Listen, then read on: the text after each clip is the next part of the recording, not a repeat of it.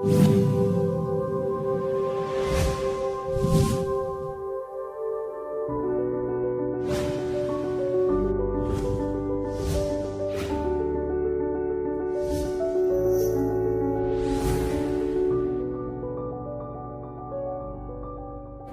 tocar un tema bastante largo, así que voy a tratar de correr. Para correr, tienen que correr la mente de ustedes, poner alta atención y seguirme. No se preocupen que los temas se terminan más o menos en 3 diapositivas, se termina y paso a otro. Así que si ese lo perdieron, piérdanlo nomás, vamos al otro. Y esto es porque es bien intenso. Bien, primero, Job 12 del 7 al 9, dice así: en efecto, pregunta por favor a los animales, y te lo enseñarán, a las aves del cielo, y te lo informarán, o habla la tierra y te enseñará, y los peces del mar te lo contarán. ¿Cuál de todos ellos no sabe que la mano de Jehová ha hecho esto? Efectivamente le tenemos que preguntar a los animales, porque nos van a enseñar, otros nos van a informar, otros nos van a contar. ¿Cómo lo van a hacer si no pueden hablar? ¿Cómo nos pueden contar los animales, las bestias, los peces sobre todas estas cosas? No pueden hablar, por lo tanto tiene que haber otro método. Y el otro método es a través de su diseño, cómo ellos han sido constituidos, cómo tienen diseño inteligente dentro de sus cuerpos. Y nosotros podemos leerlo, eso, al descubrirlo, al poderlo estudiar. Por ejemplo, vamos a hablar primero para estimular la mente sobre el diseño inteligente. Esta es una jirafa, por cierto, que tiene diseño inteligente. ¿Y por qué es así? Porque la jirafa tiene varias cosas especiales. Primero, tiene una cabeza muy alta, es decir, un cuello larguísimo que hace que su cabeza esté a veces hasta 8 metros de la superficie del terreno. Esto hace que, para que la sangre llegue allá arriba con buena presión, tiene un corazón grande, así el diámetro del corazón de la jirafa. Por lo tanto, la presión sanguínea es el doble de la que tenemos nosotros. Y eso significa que esa alta presión es un gran riesgo para el animal si es que una fiera se le tira por detrás y le rasga la piel, porque si lo hiciera se desangraría inmediatamente. Pero, ¿cuál es la solución? La jirafa tiene arterias reforzadas, las venas y las arterias van por adentro, son muy interiores, y tiene capilares, que son lo que irriga la piel hasta el extremo, hasta afuera, capilares muy pequeños. Para poder servir esos capilares muy pequeños, los glóbulos rojos son 1/3 del tamaño del que tenemos los humanos, para que así esos glóbulos rojos puedan pasar por esos pequeños capilares y irrigar la piel. Es decir, está todo hecho una cosa tras otra para poder defender a esa jirafa. Si nosotros le diésemos nuestra sangre a la jirafa, simplemente se moriría porque no pasaría por esos capilares. Ahora tiene piel gruesa y es el rumiante más grande que existe en toda la creación. Pero tiene un segundo problema, que el hecho de que tiene la cabeza tan arriba, cuando tiene que tomar agua, tiene que bajarla hasta el nivel del suelo. Y eso significa imprimirle a ese cerebro y a esos ojos una gran presión de sangre, porque la bomba, que es el corazón, sigue bombeando. Por lo tanto, al bajar la cabeza, le está poniendo 8 metros de columna de agua de presión al cerebro, que simplemente reventaría, tendría un accidente vascular. Es decir, la primera jirafa que el Señor, que nació, no hablemos todavía de creación, la primera jirafa que nació, por el cuello alto, habría muerto inmediatamente por un derrame cerebral. ¿Cuál es la solución? Bueno, aquí viene el diseño inteligente. En la vena yugular tiene válvulas, que son esos puntos rojos que se ven allí. Y cuando comienza a bajar la cabeza se comienzan a cerrar las válvulas para que no haya un problema de presión. Y debajo del cerebro tiene una red mirabile, que es una red vascular que recibe la sangre para que la jirafa, cuando levante la cabeza después, no se desmaye. Y ese receptáculo le devuelve sangre al cerebro. Por lo tanto, la jirafa levanta la cabeza, recupera su circulación normal y puede seguir viviendo, pero no se dio ni cuenta de todo este sistema. Eso es diseño inteligente, eso es algo que está puesto antes de que siquiera haya funcionado. O sea, no hay ni una oportunidad de evolución, no hay ni una oportunidad de adaptación siquiera, sino que simplemente está o no está. Si está, vive, si no está, se muere. Dios ha permitido dice Ellen White, que un raudal de luz se derrame sobre el mundo en los descubrimientos de la ciencia y el arte. Pero cuando los profesos hombres de ciencia razonan sobre estos temas desde un punto de vista meramente humano, de seguro que errarán. Las más grandes mentes, si no son guiadas por la palabra de Dios, se confunden en sus intentos por investigar la relación de la ciencia y la revelación. Existe un libro llamado Viaje a lo Sobrenatural, escrito por este hombre llamado Roger Morneau. Él ya falleció, pero escribe algo muy interesante. Él estuvo relacionado con la iglesia de Satanás en su juventud, por error. Después se hizo adventista. Y mientras estuvo allí, aprendió los planes de Satanás que tenía, porque los sacerdotes Satanás se los contaba. Y le decía cuáles habían sido los planes y hacia dónde iba la cosa. Pero la cosa que quiero destacar de su experiencia es que le dijo que lo que quería hacer Satanás era destruir la Biblia, pero sin acabar en realidad con ella.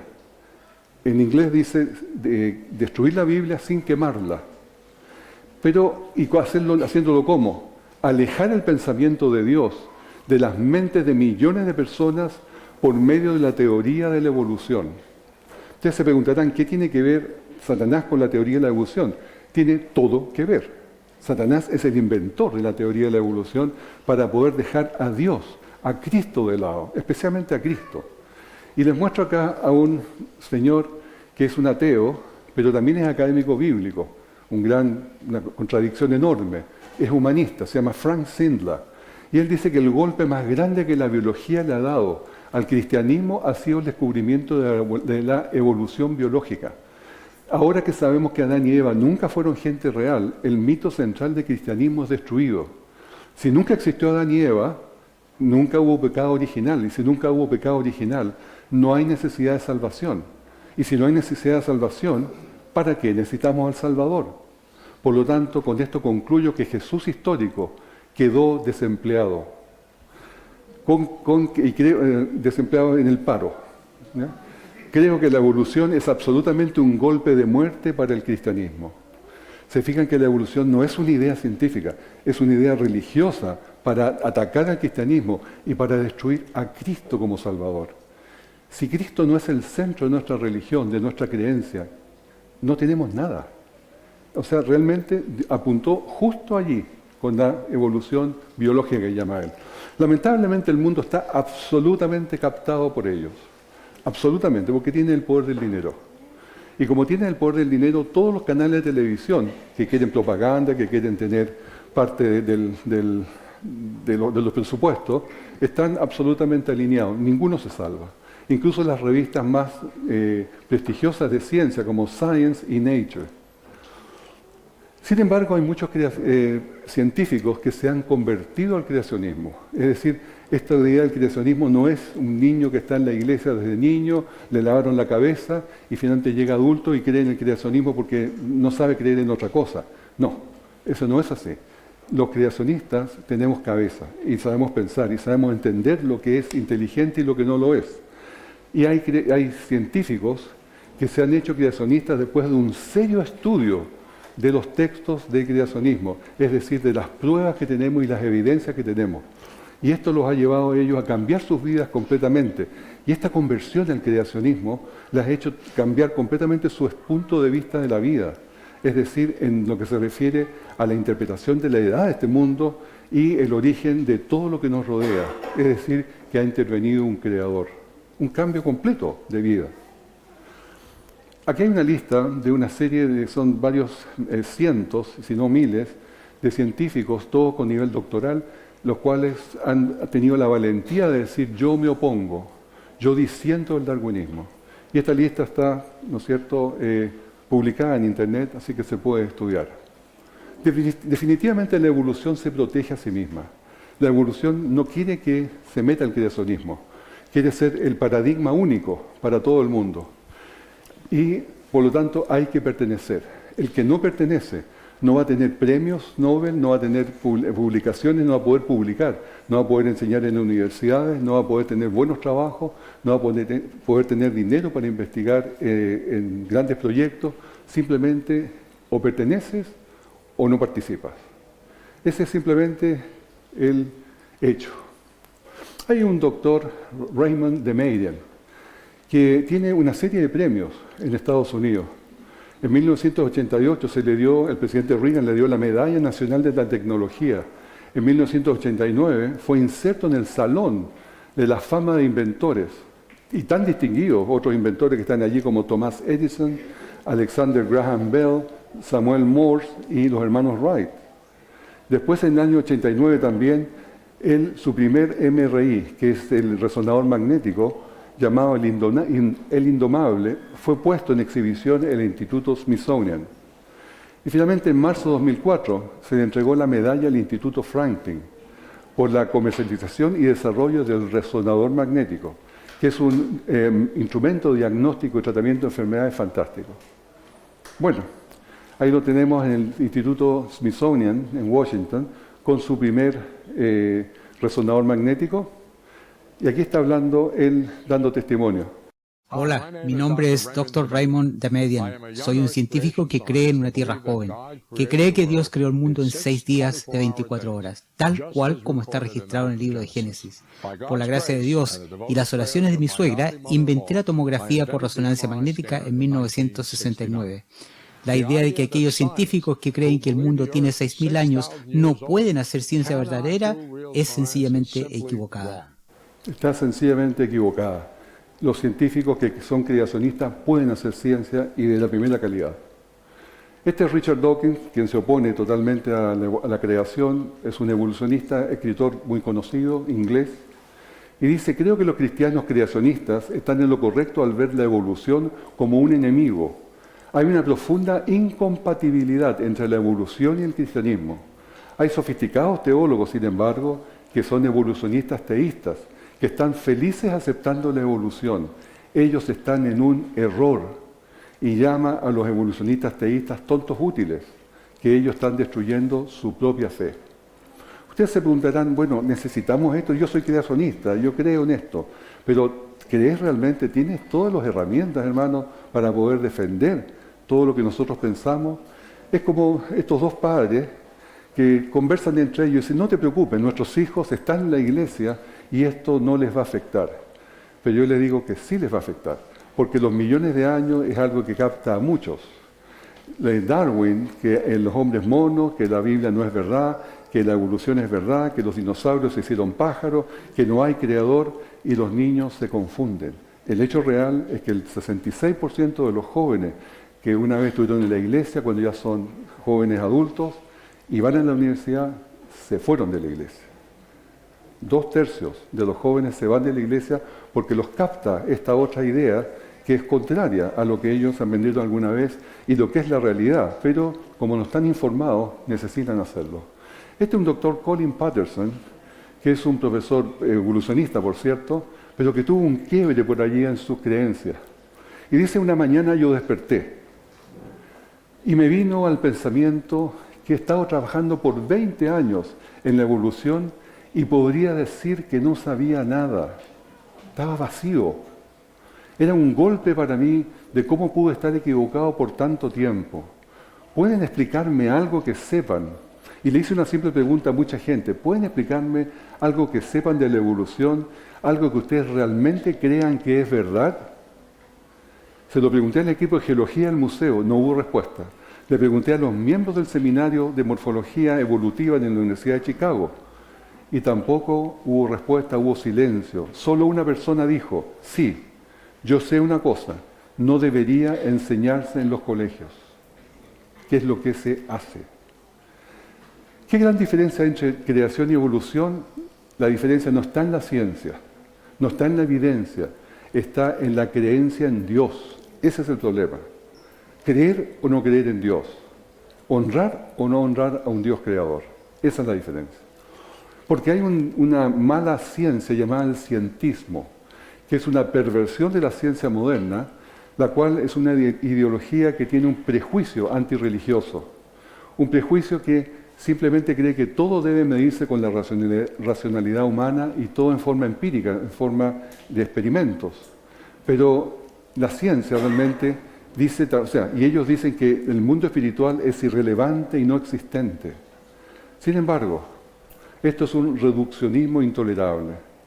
Porque la ciencia no es una amenaza para las creencias religiosas, porque se restringe a la dimensión física natural de la existencia, de la realidad, no a otra cosa. Ese es su mundo. Por lo tanto, hay un lugar, y hay un lugar pero muy claro, para lo sobrenatural. Lo sobrenatural existe.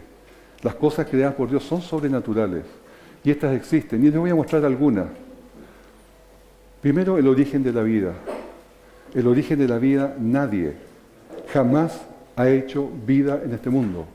Nadie ha podido crear vida de materiales inertes. Por muchos computadores, por mucho conocimiento que tenga, por todo lo que quieran. Jamás ha creado vida, jamás se va a crear vida. Entonces, ¿quién hizo la vida? Si estamos vivos. Entonces, eso tiene que ser solamente una respuesta sobrenatural. Dios que la creó. La organización y el lenguaje del ADN, que es de la más alta complejidad que se pueden imaginar. El ADN tiene una complicación tan grande que nadie puede explicarlo cómo se pudo formar, cómo se pudo hacer. Ya voy a ver más de eso más adelante. Pero no solamente eso, sino que también los mecanismos que tiene para formar las proteínas del ADN y posteriormente, como si fuera poco, mecanismos de reparación. Vamos a ver una diapositiva de este tema más adelante. La formación del universo. El universo no se ha creado por un Big Bang. El universo es creado por una mano de Dios. Y ese universo del Big Bang es una explicación absolutamente deficiente. Entonces, ¿cómo se creó? Si existe, está lleno de orden, está lleno de matemáticas, está lleno de perfección. Tercero, las leyes físicas. Nosotros estamos rodeados de leyes físicas, de constantes universales, de un orden magnífico, con propiedades matemáticas. Hay una variación, la ley de gravedad, que cambia un poquito nomás y se desordena todo. O que el átomo cambie la velocidad de la luz, que cambie un poco nomás, ya se desordena absolutamente todo, se desordena la vida. Es decir, todo está perfectamente calculado para ser y estar balanceado. Los nanomotores eléctricos, los pequeños motores eléctricos, que les voy a mostrar al final, que funcionan a maravilla, mucho mejor que los motores hechos por los seres humanos, por los ingenieros. O las máquinas que están produciendo el ATP, fantástica, que es el químico que produce la energía del cuerpo, el ATP. O los mensajeros internos, las kinesinas, cómo recorren el cuerpo, recorren la célula, llevando cargas químicas en sus hombros. Iguales que verdaderos robots que están dentro de nuestro cuerpo funcionando ahora por millones. Ustedes no los ven, por supuesto, pero ahí están. ¿Quién los creó? ¿Quién los organizó? Y por último, el diseño inteligente magnífico en los seres vivos. No solamente la jirafa, como ya les mostré. Todos los seres vivos y las plantas tienen complejidad irreducible. Todos ellos están con sistemas todos interconectados, trabajando a una maravilla. La naturaleza es la expresión del diseño de Dios. No es en sí mismo nada. No existe ni la Pachamama, ni la Gaia, ni la Madre Tierra. Todas esas cosas son invenciones. Lo que existe es Dios creador que puso en la naturaleza todas esas condiciones de diseño. Pero no es la naturaleza la que diseña. Richard Dawkins también declara que Darwin me hizo posible ser un ateo intelectualmente pleno. Él se justificó con esto de la evolución. También dice, yo ataco a Dios, a todos los dioses, toda y cualquier cosa sobrenatural, donde quiera y cuando sea, que se invente ahora o en el futuro. Y por último, si encuentras a alguien que dice no creer en la evolución, esa persona es ignorante, estúpida o tonta. Una declaración bastante insolente, pero ahí está. El origen de la vida. ¿Dónde se dicen ellos que se produjo la vida? Por casualidad, por cierto, en una sopa primordial donde había todos los químicos necesarios y cayó un rayo para darle energía y se produjo la vida. ¿Será posible una cosa así tan simplona?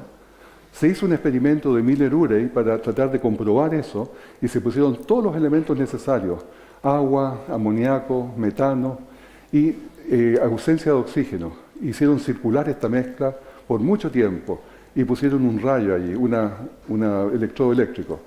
Lo hicieron así y estuvo circulando 10 años. ¿Ustedes creen que produjo vida?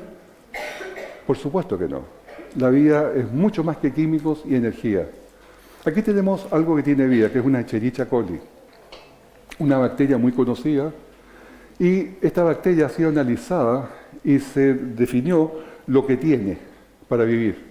Es unicelular, tiene 2,4 millones de moléculas de proteínas de 4.000 tipos, tiene 4,6 millones de pares base en su ADN, tiene ácido nucleico 255.000 moléculas de 660 tipos, polisacáridos 1,4 millones de 3 tipos, lípidos 22 millones de moléculas de 50 a 100 tipos, moléculas metabólicas intermediarias, etcétera, etcétera, etcétera, etcétera.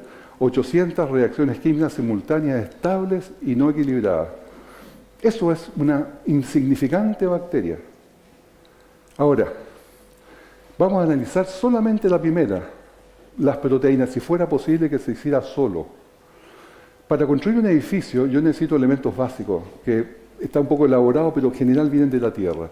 La arena, las piedras, ladrillo, cemento, yeso, fierro, maderas, plástico y muchas otras cosas. Si tengo esos elementos en los rincones aquí del edificio, ¿tengo un edificio? ¿Tengo ya lo que quiero construir? No, por supuesto no, tengo materiales nomás. ¿Qué falta? Falta información, diseño, planos, una carta Gantt. Falta una cabeza que organice eso. Los materiales por sí solos no son nada. Hay una cabeza de diseño inteligente que le está poniendo ahí un orden de tiempo, que es la carta Gantt. La construcción biológica es muy similar. Necesito proteína. La proteína es la base de la construcción de cualquier elemento vivo, sea vegetal o animal. Las proteínas, a su vez, se hacen con estos 20 aminoácidos que están ahí arriba. Y, por lo tanto, para construir una proteína, vamos a ver si lo puedo hacer por casualidad. Necesito más o menos 500 aminoácidos de estos 20 que se van repitiendo, pero en una secuencia correcta que la da el ADN. Y tienen que ser levógidos de mano izquierda, no de mano derecha, porque se producen 50 y 50 normalmente, y con unión peptídica. Y esto podrá ocurrir, la posibilidad es 1 dividido por 10 elevado a 950. O sea, un 1 partido por este enorme número. ¿Y cuánto es eso matemáticamente? Un 1 partido por un terrible número de grande. Eso es 0. La posibilidad de que una proteína se haga por sí sola es 0. Y si esta es la base de la vida, ¿cómo entonces? El Mycoplasma genitalium es el organismo vivo más básico, más pequeño que hay en el mundo. Y este necesita para vivir 387 proteínas. ¿Cuál es la posibilidad que una proteína se haga por sí sola? Por casualidad, 0. Y 387, ¿cuánta es la posibilidad? 0. 387 veces 0.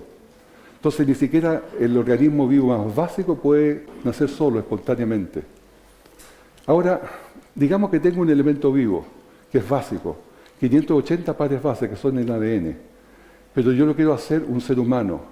¿Podrá pasar de aquí a acá por casualidad? No, no puede, porque para el ser humano necesito 3.000 millones de pares base, que es la información del ADN. Y eso no lo puedo hacer, porque esas son todas las fórmulas para generar ojos, nervios, piel, huesos, músculos, sangre, hígado, riñón, corazón, venas, arterias y toda la coordinación interna de ello. Así que esta es información inteligente que tiene que ponerle una mente inteligente. No sale por casualidad, no se crea sola. El azar, a propósito, no explica nada. El azar simplemente es una excusa cuando no se saben las cosas que están operando. Y habiendo dicho todo eso, vamos a los libros de evolución que se le enseñan a los niños y en la universidad, y de repente, en una sopa primordial, se hace la vida sola, la biogénesis, y después comienza a transformarse, a ganar información de la nada, y de repente se transforma en un pez, y de repente gana más información, se transforma en un anfibio, es decir, las aletas se transforman en patas, y se le ponen los músculos, los tendones, los sistemas de control, la unión con la columna vertebral, todo se hace solo, y comienza a salir por la tierra como un reptil, después se transforma en un mamífero, y después se transforma en un mono, y hoy día estamos acá. Buenos días. ¿Quién puede creer esa historia? Realmente es muy pobre la historia, ¿no es cierto? Y científicamente absurda. Cuando se le pregunta a Richard Dawkins, el origen de la vida, dice, es un completo misterio, porque no lo pueden explicar. Y en realidad los evolucionistas, en muchos casos, dicen, no, es que nosotros partimos después de la vida, cuando ya la vida existe, ahí partimos nosotros. Formación del ADN. Muy rápidamente, el ADN está dentro de la célula, en el núcleo, en los cromosomas. Estos son los cromosomas, y dentro de los cromosomas está enrollado el ADN ahí, con 4 letras, A, T, G y C.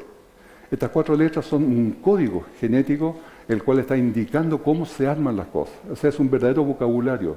Es realmente interesante. Piensen en cuántas letras pueden caber en una página. Y ahora imaginen un montón de páginas de 100 metros de alto.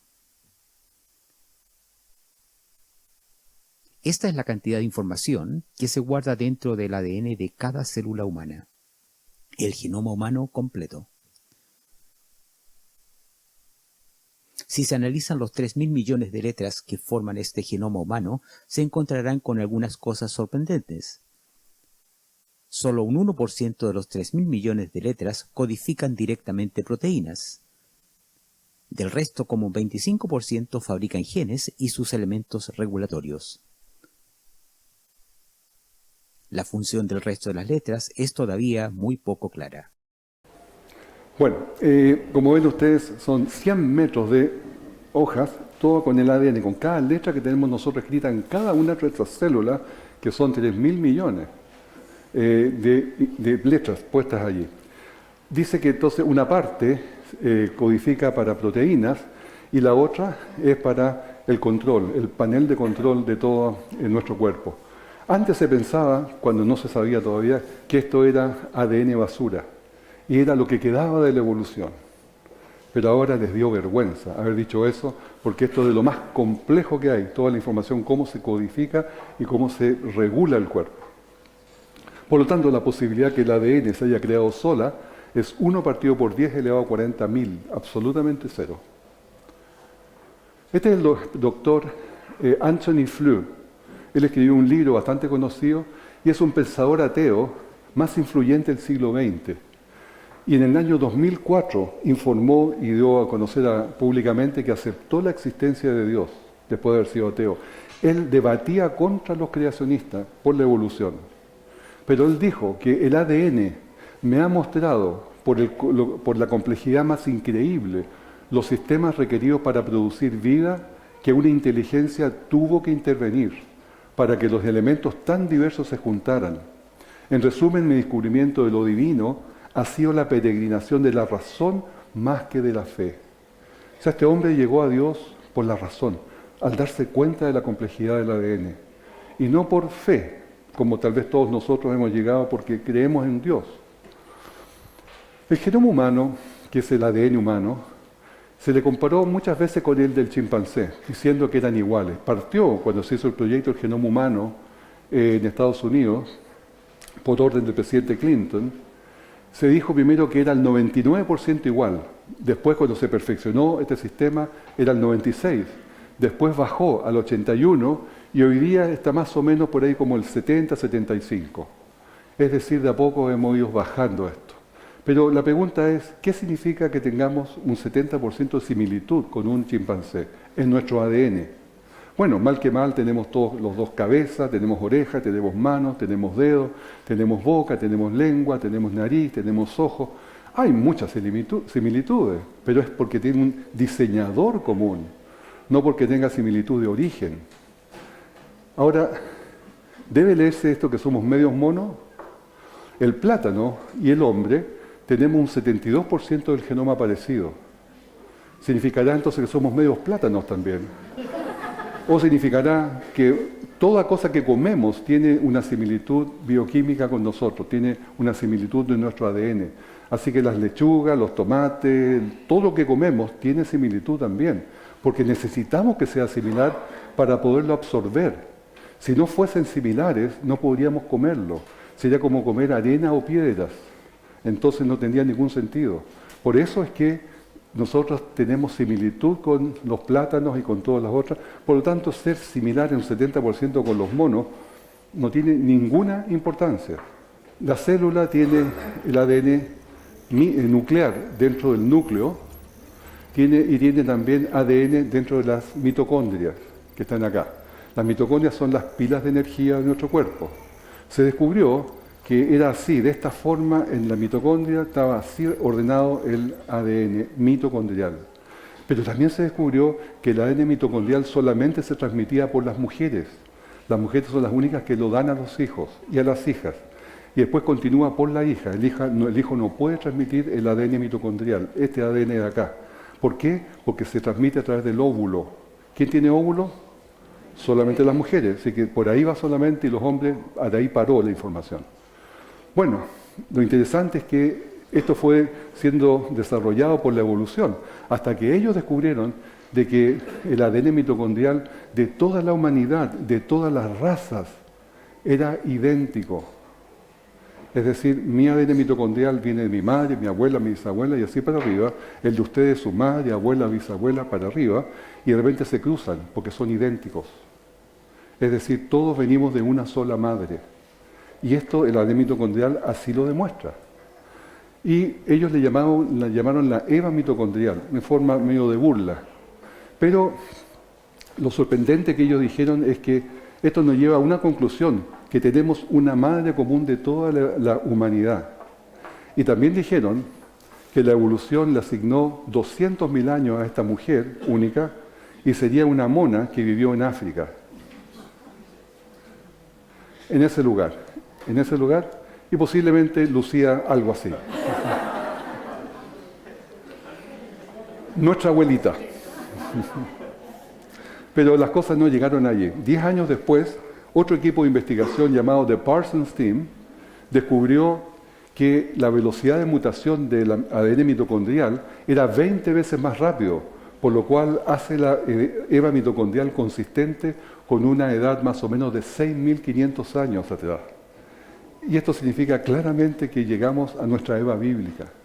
Es decir, a través del ADN mitocondrial confirmamos que todos venimos de una EVA bíblica. Este es otro estudio que se hizo posteriormente, de Loewe, Land y Scherer, que dice, estudios recientes de pueblos actuales ha dado resultados que indican un alto nivel de mutaciones en el ADN mitocondrial.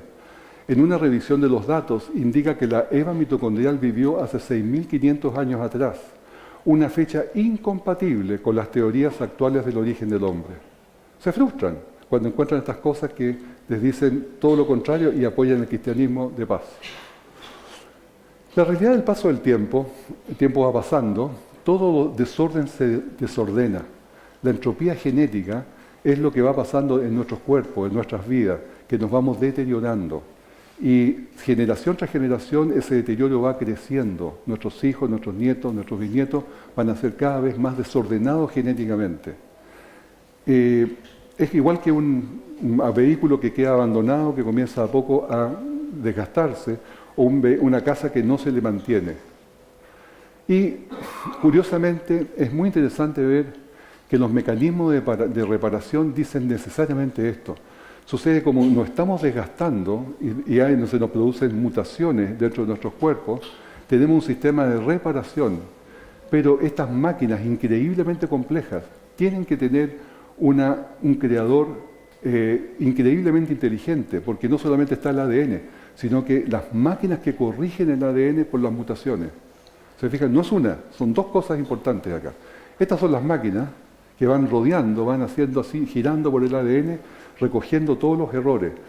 Detectan un error, lo sacan, se lo meten a un bolsillo y después viene otra enzima que viene a poner lo que estaba equivocado.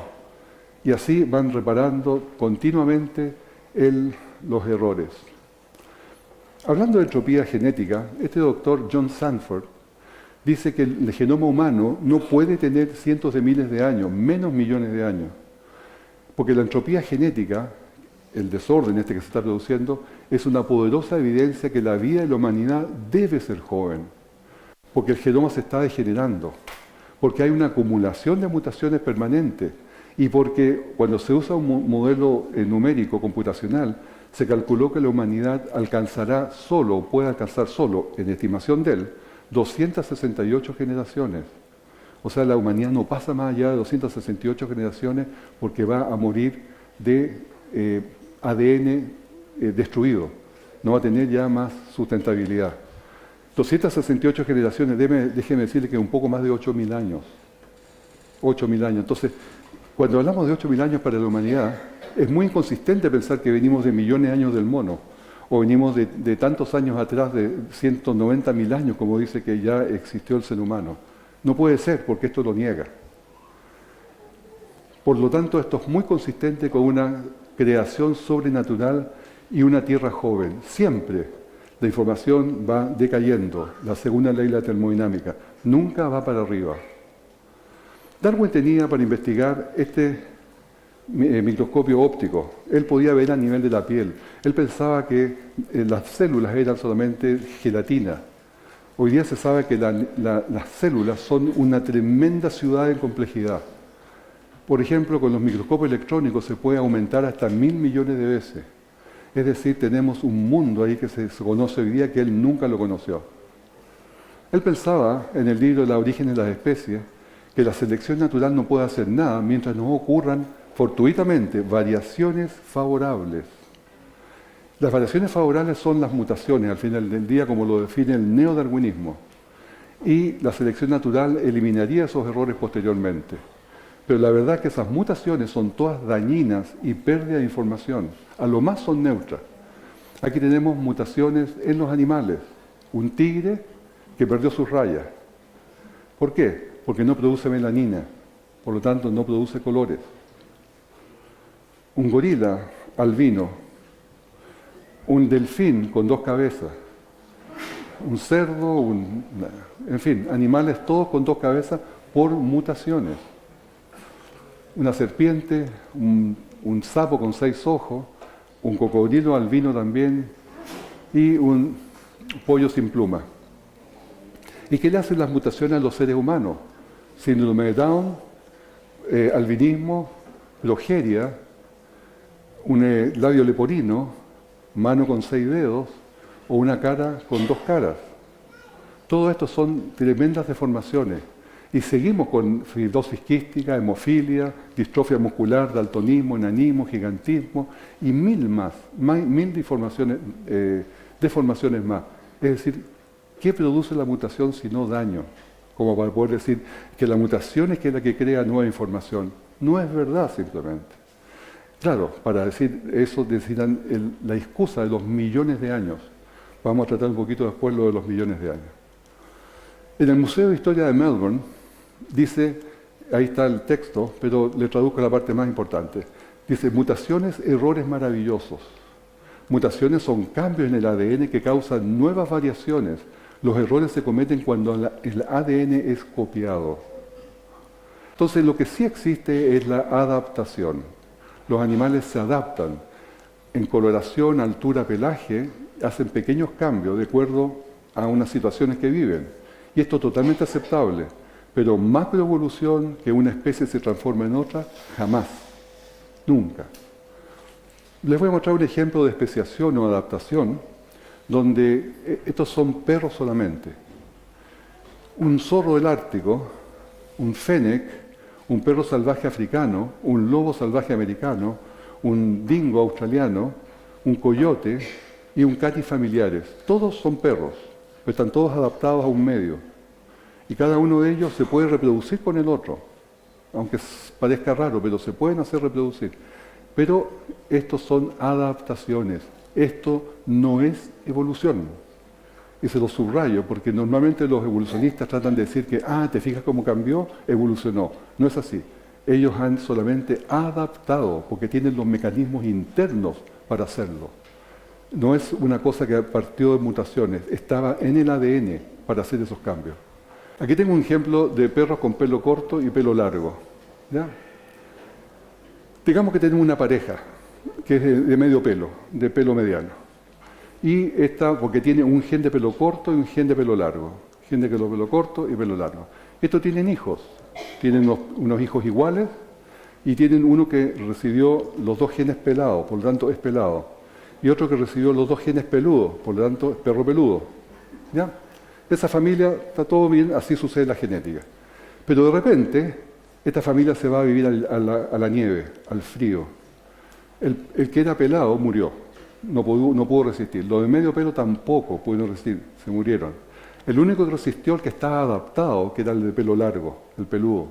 Se encuentra una peluda, una igual, y tienen cachorros. Y los cachorros son todos peludos, porque reciben los genes de ambos padres, por lo tanto son todos iguales. La pregunta es, ¿se ganó información o se perdió información? se perdió, porque nunca más ellos van a tener ni de pelo mediano ni de pelo pelado. ¿Se fijan? Se perdió información. Esto sucede en la adaptación, siempre se pierde información. También, cuando tenemos una mezcla de animales, esto es porque hemos tenido un origen común, ¿ya?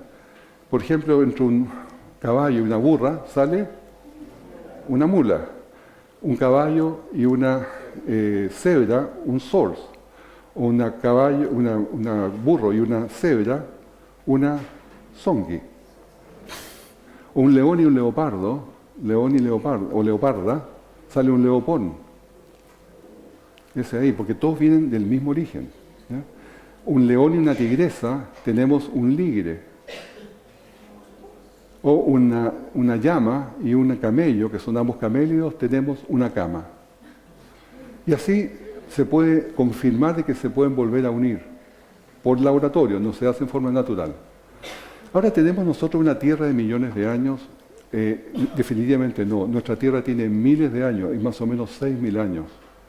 Y una cosa, va a ser bien cortito, les voy a presentar que el material biológico que está dentro de los fósiles no puede durar más de 10.000 años, no más de 10.000 años.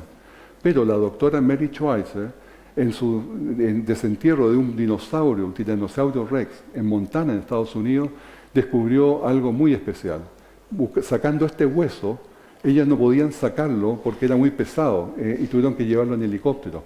Y para eso, para llevarlo en helicóptero, lo partieron por la mitad, con una sierra. Y cuando lo abrieron salió un olor nauseabundo. Y no podían entender por qué había un olor así cuando era supuestamente un hueso completamente mineralizado que no tenía que tener olor. Y fueron descubriendo que tenía vasos sanguíneos en el laboratorio y descubrieron que tenía también glóbulos rojos.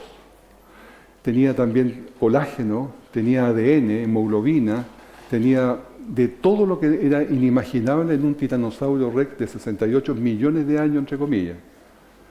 Y aquí está un documental de ella. Lo que pasó después pasó por error. Mary puso fragmentos de hueso en ácido para disolver la capa exterior del mineral. Pero el ácido reaccionó muy rápido y todo el mineral se disolvió. Y siendo este un fósil, no debió haber quedado ningún remanente, pero lo había y era elástico como un tejido vivo. Esta es la muestra. No, nos mostró un video que tomó en el microscopio. ¿Es esto lo que pasó realmente? Sí, ¿Es este el hueso del dinosaurio? sí, pero ahora sin mineral. Eso es lo que quedó. Se ve como un tejido suave, lo que se esperaría si se tratara de un hueso moderno. Esto era imposible. Este hueso es de 68 millones de años. Así que tú ves esto, ¿y qué puedes pensar? Para no contárselo a nadie. Sería ridículo, ¿verdad? Así que dije a mi asistente técnico, ok, hazlo de nuevo, no lo creo. Y muestra tras muestra allí estaban. Cosas que sencillamente parecían vasos sanguíneos flexibles y transparentes, hasta que tuvo Mary la fuerza para decirle a Jack. Dijo que había el hueso disuelto y que veías vasos sanguíneos. ¿Cómo podía ser? Exacto, ¿cómo podía ser? Las cosas que Mary estaba descubriendo en los huesos de dinosaurio. Mira eso. Vasos sanguíneos, incluso lo que parecen ser células intactas.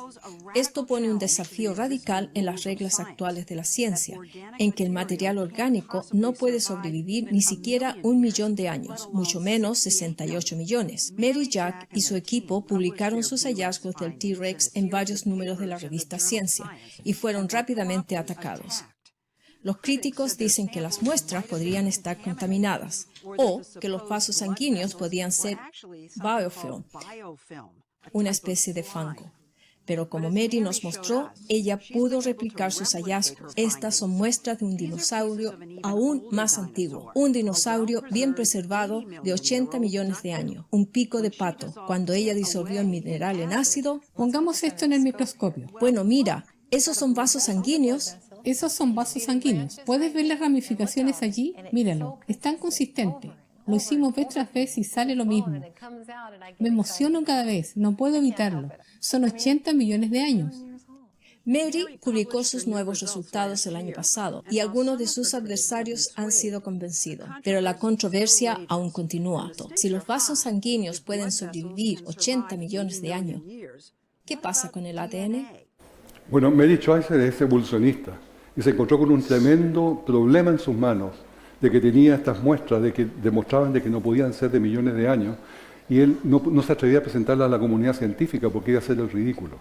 Porque justamente, ¿qué es lo que se concluye de esto? Que si hay material biológico vigente, tiene que tener menos de 10.000 años. Por lo tanto, es perfectamente compatible este dinosaurio, la muerte de este dinosaurio, con el diluvio. Y justamente esto se replicó por muchas partes. Y los científicos han encontrado en otros materiales que los tenían guardados diferentes materiales biológicos vigentes en todas las capas. Ahí está una lista. En todas las capas de la columna geológica han encontrado muestras iguales. Porque todo es consistente con el diluvio, no es consistente con millones de años. Ahí hay una que es espectacular de 551 millones de años, según ellos, los cuales son proteínas aún flexibles e intactas de gusano. Bueno, petrificación, ¿necesitamos millones de años? No. Esta es una fuente de 100 años, este es un saco de harina, con 1 año se petrificó un sombrero con 50 años. En Yorkshire, en Inglaterra, hay esta fuente donde cae agua calcárea y los locales le ponen objetos que después se transforman en piedra. Y esto duró, para petrificarse, solamente 8 meses. No necesitamos millones de años para petrificar, para solidificar algo. Las estalactitas no necesitan millones de años. Basta con 40 años. Este monumento se inauguró y a los 40 años tenía esta estalactita por una filtración de agua. O esta de acá en una mina en Queensland, en Australia. El petróleo se hace solo en minutos, con interiores de pavo. Basta presión y temperatura. Y esto lo estaban haciendo en una fábrica en Cartago, en Estados Unidos. O de algas se hace lo mismo, solamente minutos y tenemos petróleo. O sea, todo lo que supuestamente era millones de años, no es así. Bastan las condiciones para hacer las cosas para poder tener un resultado. Hace 21 años atrás se tiró un libro, o se inauguró un libro que se llama La Caja Negra de Darwin. Y este libro produjo realmente cambios. Simplemente el debate cambió desde ese día. Porque La Caja Negra de Darwin trajo tantas ideas y tanta derrota al materialismo evolucionista que hoy día podemos ver los resultados. Podemos ver, por ejemplo, acá motores de todo tipo que están dentro de nuestro cuerpo. Uno de ellos, por ejemplo, es el motor de la síntesis del ATP, ese combustible que les decía que funciona. Son motores que rotan con un sistema de levas, en fin, es un sistema fantástico.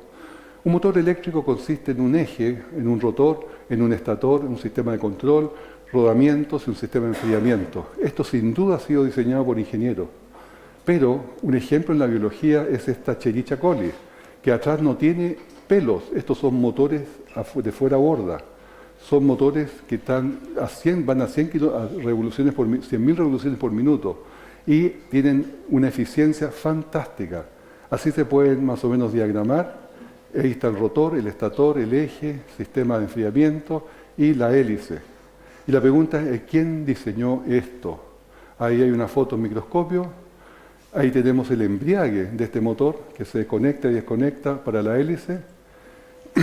Y una ilustración en un clip. Tenemos nuevamente el rotor, el estator, el embriague, el descanso, el eje, el sistema de enfriamiento, el codo y la hélice de paso variable.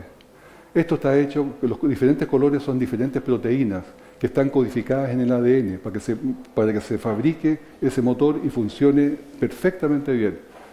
La pregunta, ¿quién diseñó ese motor? Piensen ustedes, ¿quién lo pudo haber diseñado?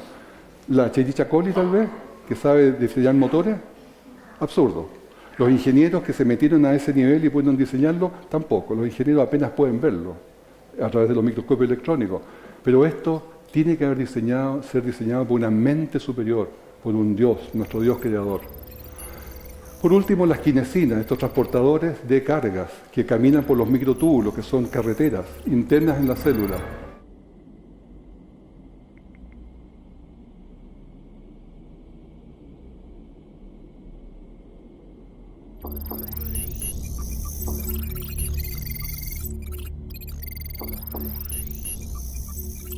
Este es el núcleo de la célula. Todos estos son microtúbulos, que son caminos donde se van transportando químicos.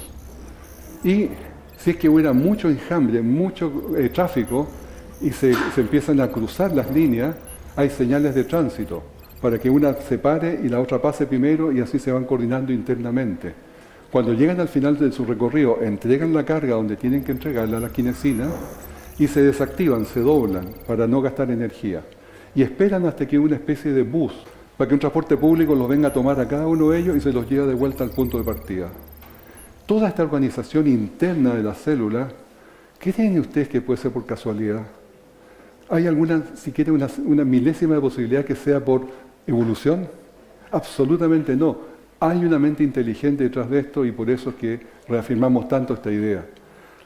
El diseño inteligente se le preguntó a Richard Dawkins, ¿usted puede aceptar el diseño inteligente? Dijo que sí, que lo puede aceptar como una explicación del origen de la vida, si esto significa que los extraterrestres trajeron la vida a la Tierra. Pero no podría aceptar ninguna posibilidad que Dios tuviera un rol en este diseño. Y ahí se pueden dar cuenta del problema. El problema no es la evidencia, el problema no es la ciencia, el problema es Dios. Él siempre va a negar a Dios, porque está convertido al evolucionismo. Termino con este texto. Apocalipsis 14:6. Vi volar otro ángel con el Evangelio eterno para predicarlo a toda nación, tribu, lengua y pueblo, diciendo a gran voz, temer a Dios y dadle gloria y adorar a aquel que hizo el cielo, la tierra, el mar y la fuente de las aguas. Amén.